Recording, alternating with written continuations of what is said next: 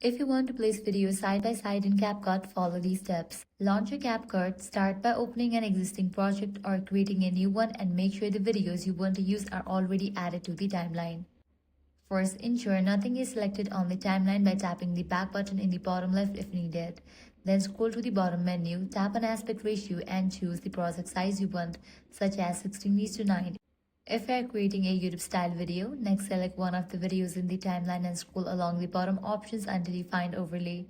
Then tap on it, press and hold the overlay clip and drag it on the top of other videos so they overlap on the timeline.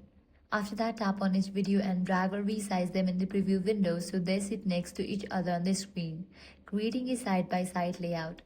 Once positioned, tap the back button again and scroll to the background option at the end, where you choose a color, blur, or image for the background if needed.